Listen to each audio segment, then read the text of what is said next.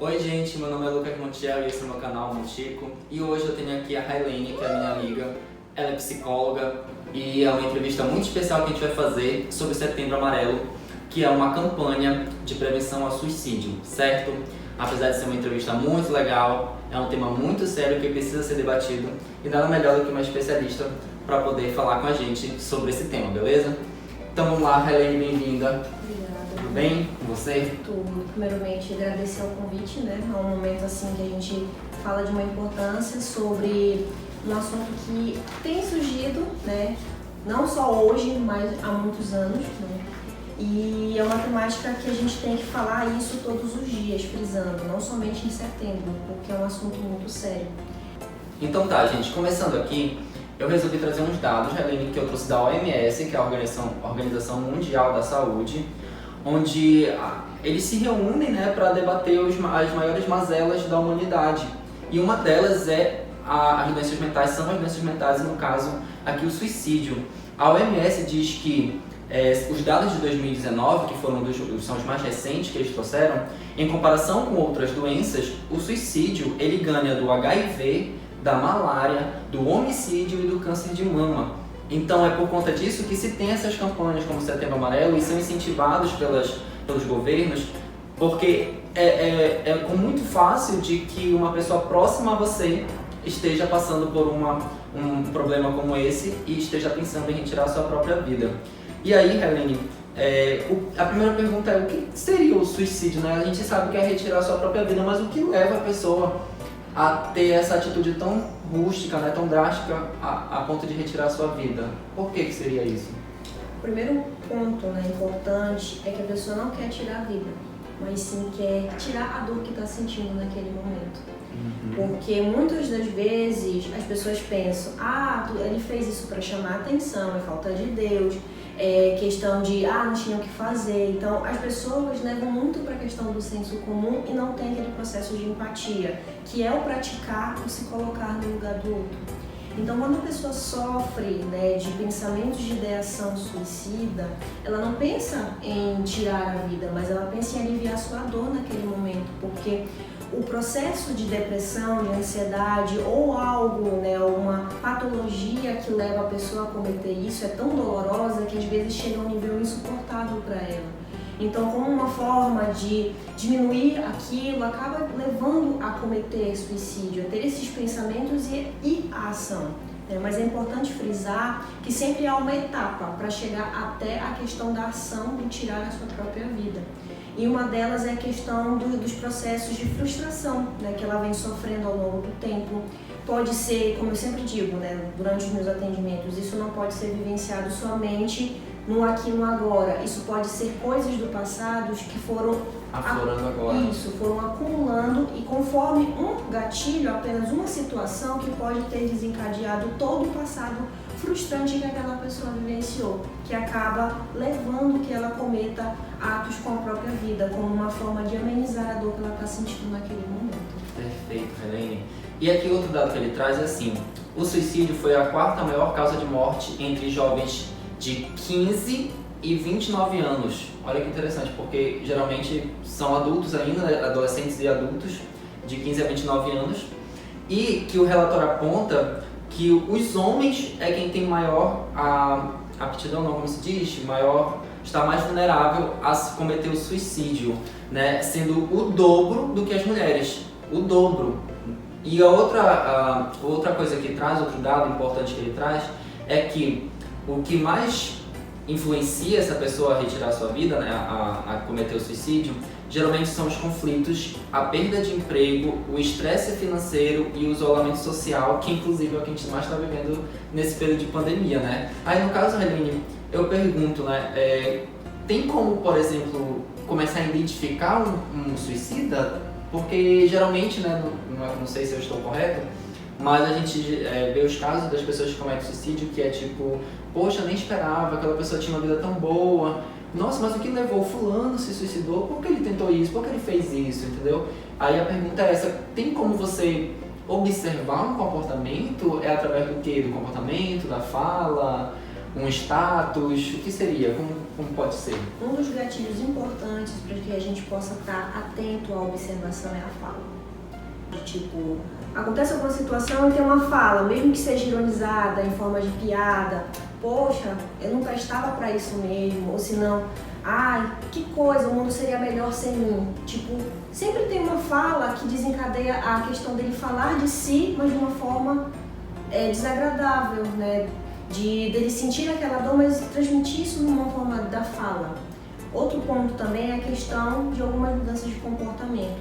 Hoje em dia, está sendo um pouquinho mais difícil identificar porque, como você mesmo colocou, as pessoas, né, mas ele é muito, exemplo, rede social, ele é muito alegre nas redes sociais, ele posta cada stories, né, então assim, exemplo bem claro do humorista Whindersson Nunes, né, então ele é uma pessoa que trabalha com humor, mas como é que está essa pessoa por dentro? Então, sempre tem uma palavra ou um comportamento ou uma visão dele que engatilha tudo isso para que a gente possa ter uma percepção de como é que está ele dentro daquele mundo, né? Então, tipo, a questão da mudança de comportamento, isso não é repetindo, são algumas pessoas, alguns casos que a pessoa tem essa mudança drástica, tipo, passar a se isolar, a passar a ter planejamentos de pensamentos negativos sobre ela, a questão da ideação, então assim, tem, mas a questão da fala é uma coisa que é infalível. Quando a pessoa começa a falar a respeito dela, do mundo sem ela, já é uma forma da gente ter esse alerta. Atento que a depressão é uma questão do desânimo, a ansiedade é intenso, é algo que tu quer fazer aquilo e agora. Sempre fica entre esses dois meios, entre a ansiedade e a depressão. Porque quando a pessoa está muito deprimida, que é a depressão maior, ela não tem vontade nem de levantar da cama. Então, assim, acaba que os pensamentos de fazer mal com ela mesma, eles se ficam por lá mesmo por conta daquele desânimo ser tão intenso. Mas quando a pessoa passa a ter uma reação sobre o que ela tá reagindo sobre o sentimento dela, sobre o que começa a fazer as coisas aos poucos, é aí que a gente tem que tomar esse cuidado.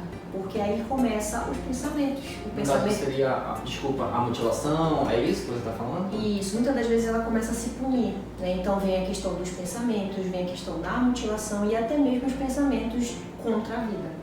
Então, a questão da depressão maior, ela é um ponto, só que como eu falei, é tão pesado, a pessoa fica tão cansada sobre o que ela está sentindo naquele momento que ela não tem forças para fazer aquilo.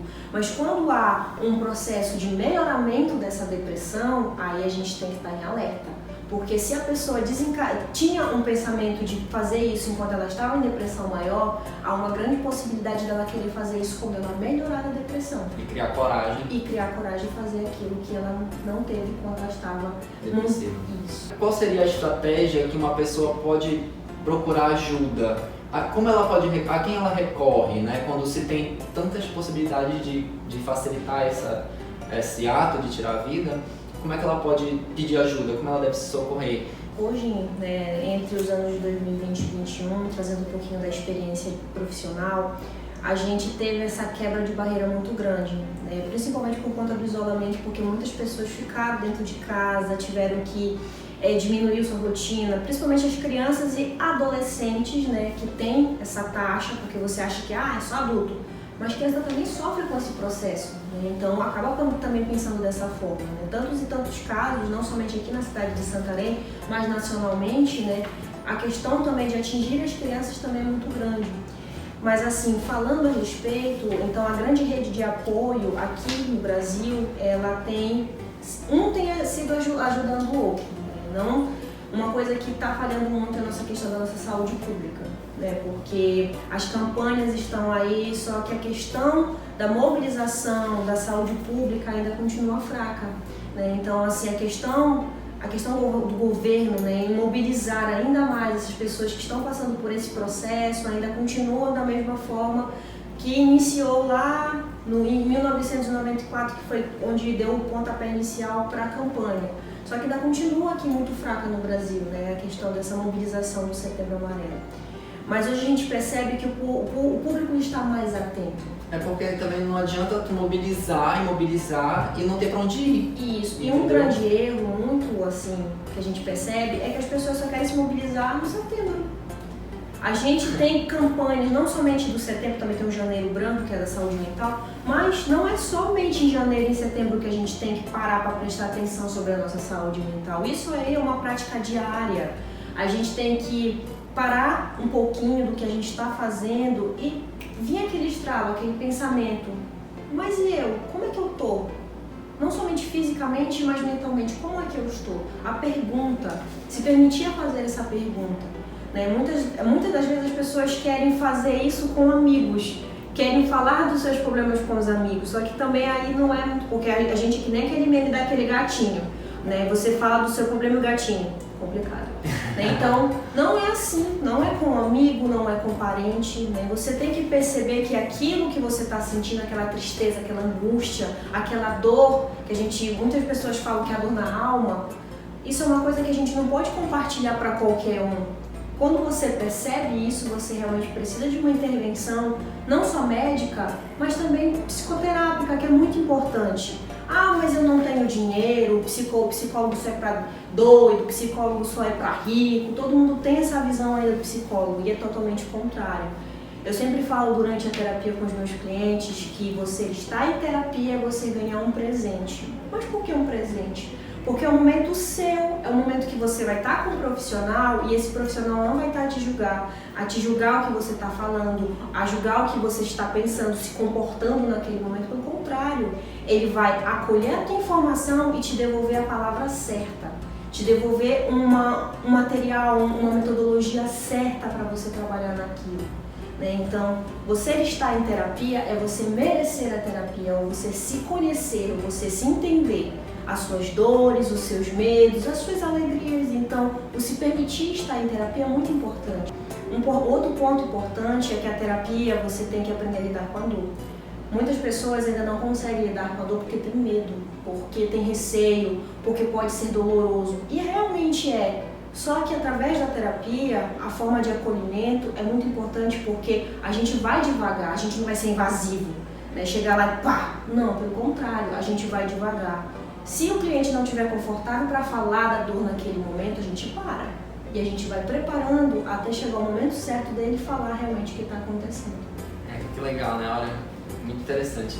E Helene, qual seria a mensagem, por exemplo, para alguém que está passando por essa dor, né? Você já falou para procurar a psicoterapia, né? Pedir ajuda. Mas como a gente começa a se auto-perceber? Porque você falou muito do autocuidado, de se perguntar, né? No caso, seria um autoconhecimento, né? Se perguntar como eu estou, a gente cuida muito da aparência, do corpo, da alimentação e esquece da mente. Então, como é que eu faço para saber quando a minha mente está doente? E é nesse momento que mais do que nunca a gente não pode esquecer do lado mental, né? Porque a gente só lembra dele quando a gente está, vamos ser bem claros, no fundo do poço. Então a gente só lembra da mente, só lembra do lado psíquico quando a gente está no fundo do poço. E não é bem assim. Pelo contrário. Em momentos bons a gente tem que se perguntar, né? Fazer atividades que te agradam, principalmente hobbies que você gosta, estar no momento em que você se sente agradável, não porque alguém falou para você ir porque vai estar legal, pelo contrário, você tem que se sentir bem no lugar que você está. Né? Então, não deixar que ninguém seja invasivo com você, porque isso é um processo de adoecimento muito grande. Tem uma coisa que assim, na terapia as pessoas muito colocam assim, eu vim aqui por tal.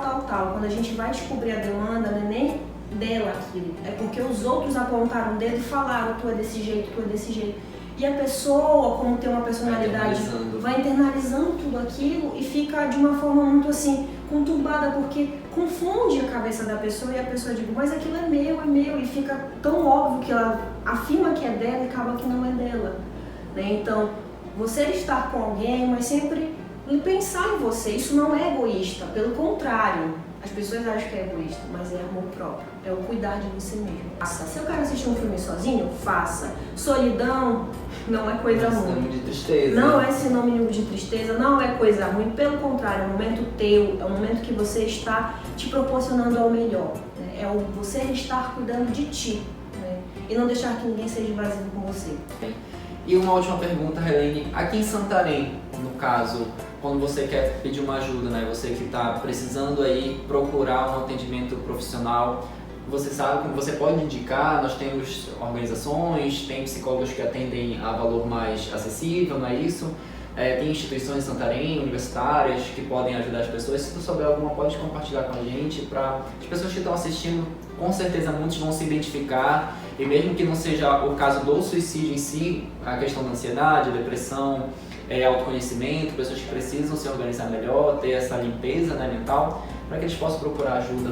Como é que seria? Tem a nossa rede de apoio aqui na cidade de Santarém, né, que é o CAPS 2 e o CAPS AD. Né? Também temos os CRAs, que atendem também com a questão do processo de escuta psicológica. As UBSs, né, tem algumas UBS, não sei dizer quais as UBSs que trabalham também, que são um público acadêmico, que faz esse acolhimento e devido à situação eles podem estar encaminhando, né, algumas UBSs daqui da cidade.